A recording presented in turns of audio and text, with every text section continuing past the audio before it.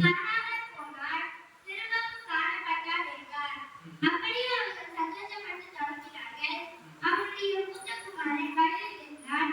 அவர் திரும்பி வீட்டுக்கு சமீபமாய் வருகிற போது கீத வாக்கியத்தையும் நடன கலைகளையும் கேட்டு ஊழியக்காரரில் ஒருவரை அழைத்து இது என்ன என்று விசாரித்தார். அதற்கு அவர், உம்முடைய சகோதரன் வந்தார். அவர் மறுபடியும் சுகத்துடனே உம்முடைய தகப்பனிடத்தில் வந்து சேர்த்தபடியினாலே அவருக்காக கொழுத்த கட்டை அனுப்பினார் என்றார். அப்போது அவன் கோபமடைந்து உள்ளே போக மனதில்லார் என்றார். தகப்பனோ வெளியே வந்து அவனை வருத்தி அழைத்தார். அவன் தகப்பனுக்கு பிரதியுத்தரமாக, இதோ இத்தனை வருஷ காலமாய் நான் உமக்கு ஊழியம் செய்து ஒரு காலம் உம்முடைய கற்பனையை மீறாதிருந்தோம். என் சிநேகிதரோடு நான் சந்தோஷமாய் இருக்கும்படி நீ ஒரு காலமும் எனக்கு ஒரு ஆட்டுக்குட்டியையாவது கொடுக்கவில்லை. வேசிகள் இடத்தில் உம்முடைய ஆஸ்தியை அறுத்து போட்ட உம்முடைய குமாரனாகிய இவர் வந்தபொழுது கொழுத்த கட்டை எனக்காக அனுப்பித்தீரே என்றார். அதற்கு தகப்பன், மகனே, நீ எப்போதும் என்னோடு இருக்கிறாய். எனக்குள்ளதெல்லாம் உன்னுடையதாக இருக்கிறது.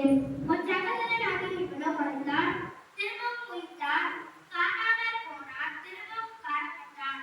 ஆனவரையினாலே நாம் சந்தோஷப்பட்டு மகிழ்ச்சியாக இருக்க வேண்டுமே என்று சொன்னார் என்றார்.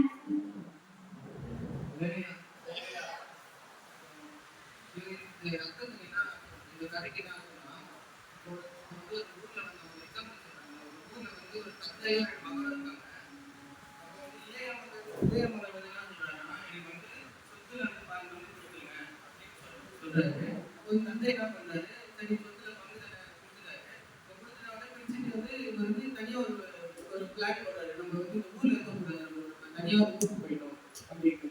நம்ம தனியா சொத்து பிரிச்சு கொடுத்தாங்கன்னா நம்ம வாழ்க்கையில சொல்றானே, நம்ம வாழ்க்கையில தனியா சொத்தை பிரிச்சு கொடுத்தா நம்ம வந்து ஒரு தலைக்கணம் போயிடும். என்னன்னா நம்ம வந்து ஒரு ஊருக்கு போயிடலாம், நம்ம ஒரு வீட்டு செட்டில் ஆகிடலாம் அப்படின்னு வந்து தலைக்கணம் வந்துடும். ரொம்ப தலைக்கணக்கில் ஆடுவோம். நம்ம வீணா செலவு பண்ணணும், செலவு பண்ணணும் அப்படின்னு சொன்னா அதே மாதிரிதான் இவரும் பண்ணியிருக்காரு. இவர் வந்து ஊருக்கு போயிட்டு வீண் செலவு பண்ணியிருக்காரு. கண்டிப்பாக உபயோகமே இல்லாத ஒரு வேலையை பண்ணி அந்த லாஸ்ட்ல வந்து அந்த சொத்தை அழிச்சிட்டாரு. அழிச்ச உடனே என்ன ஆகுதுன்னா, அவர் வந்து யோசிக்கிறாரு, அப்புறம் வந்து என்ன பண்ணலாம். இப்போ வந்து அந்த ஊர்ல வந்து பெரிய பஞ்சம் வருது. நம்ம ஊர்ல வந்து கொரோனா வந்தது, நம்ம ஊர்ல இப்போ என்ன பண்ணுவோம் தெரியாது. 200 வச்சாலே பெரிய விஷயமே, நம்ம வச்சு சமைச்சு சாப்பிடணும். அது எல்லாமே நம்ம கணக்கு போடணும். அதே மாதிரிதான் அவரும் வந்து பஞ்சத்துல அடிபட்டு இந்த மாதிரி வந்து ஒரு வேலை தேடி போறாரு. ரொம்ப நிறைய இடத்துல வேலை தேடி போறது, எந்த வேலையும் கிடைக்கல. லாஸ்ட் வந்து ஒரு பண்பையில வந்து ஒரு வேலை.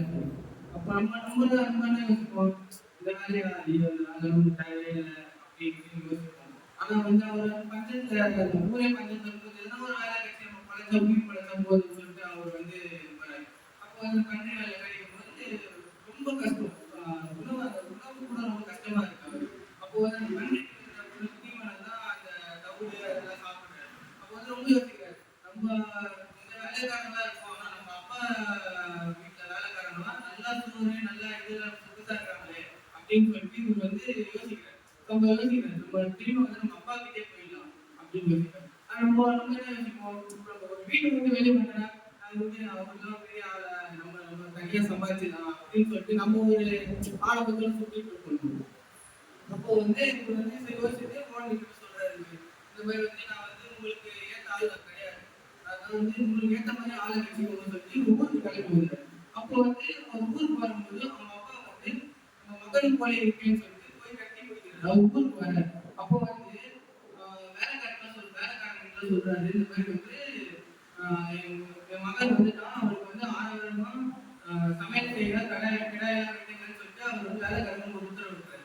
அப்போ வந்து பெரிய மகன் இருக்காரு. அப்போ வந்து வேலையை விட்டு வெளியே வரும்போது நம்ம வீட்டுல இருந்து பெரிய சத்தம்லாம் வருது அப்படின்னு சொல்லிட்டு வந்து இவர் வந்து யோசிக்கிறார். வந்து வரும்போது அவரு சகோதரனை பார்க்கும்போது அவர் வந்து அவங்க தம்பியை பார்க்கும்போது அவங்க அப்பா கிட்ட வந்து பெரிய சண்டை போடுறாரு.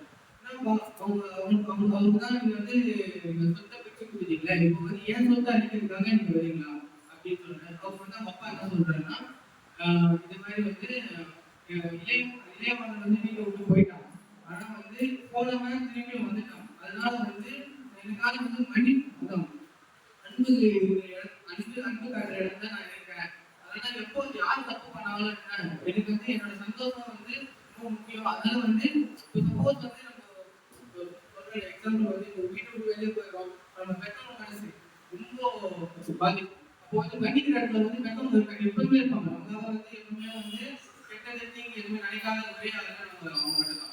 அதே மாதிரி அவங்க அப்பா வந்து நீயும் அவனை ஒண்ணுதான் சொல்லி அதே மாதிரி அன்பு வந்து அவர் காட்டுறாரு. தப்பே பண்ணினாலும் அவர் அன்பு காட்டுறாரு. அதே மாதிரிதான் நம்ம ஏசப்பாவும் நம்ம என்னதான் தப்பு பண்ணாலும் எப்போ எந்த எந்த விஷயத்தாலும் ஒரு ஒரு 100 தப்பு பண்ணாலும் அவர் ஏத்துக்கிற தகப்பனா இருக்கிறாரு அந்த இடத்துல. அதே மாதிரி இப்போ சிம்பிள் எக்ஸாம்பிள் சொல்றேன். ஜப்பானா வந்து நம்ம சர்ச்சில் வந்து சொல்றாரு இந்த மாதிரி நம்ம தப்பு பண்றோம், இந்த மாதிரி வந்து நீங்க சபை கரெக்டா வர மாட்டீங்க, இந்த மாதிரி வந்து கரெக்டா சந்தா கட்ட மாட்டீங்க அப்படின்னு சொல்றாரு. ஆனா வந்து நம்ம வந்து இப்ப வெறுப்பாதான் என்ன நம்ம இப்படி சொல்றாரு, எப்ப பார்த்தாலும் நான் சர்ச்சில் உட்காந்தாலும் இதேதான் சொல்லிட்டு இருக்காரு, போகும்போது சொல்றாரு இருக்காரு, ஈவினிங் சர்ச்சுக்கு வரனாலும் அந்த வாரம் சர்ச்சில் வந்து ஈவினிங் இந்த மாதிரி சொல்றாரு அப்படின்னு சொல்லும்போது நமக்கு வெறுப்பாதாங்க. ஆனா வந்து சில பேர் வந்து நம்ம ஏன்னா அவர் வந்து நம்ம அன்புதான் காட்டுறாரு, நமக்கு வந்து இது பண்ணல பரலோகத்துக்கு போறதுக்கு தான் அவர் வழி காட்டுறாரு. நம்ம நரகத்துக்கு போறோம்னா அவங்க வந்து எதுவுமே சொல்ல தேவை, அவரே அவர் பாட்டு விஷயத்துக்கு போயிடலாம். முக்கியமா ஒரு 5 பேர் சொன்னாலே அவங்களுக்கு ஒரு ஆசீர்வாதமா தான் இருக்கும். அதே மாதிரி ஷார்ட்டா ஒரே ஒரு கதை சொல்லி வந்து ஒரு கல்லுக்கட்டு ஒரு கழுகு வந்து கோழி பண்ணைகள் இருக்கிற வந்து ஒரு முட்டை போட்டு சரிங்களா, அந்த முட்டை வந்து அதுவும் கோழி குஞ்சோட சேர்ந்து வளருது. அப்போ வந்து கோழிகள் நிறைய அதனால பார்க்க முடியாம அது பாட்டு சுத்துது இது பண்ணுது. ஒரு நாள் வந்து பெரிய ஒரு கழுகு வந்து அதே மாதிரி இருக்குன்னு சொல்லிட்டு நம்மள மாதிரி இருக்கு சொல்லிட்டு பறந்து போகுது. ஏன்னா வந்து இதுக்கு பறக்க தெரியல. ஏன்னா வந்து அது வந்து ஆண்டவருக்குள்ள இருக்கிறதுனால ஆண்டவர் ஆசீர்வாதத்தினால அது வந்து உயரத்துல இருக்கு.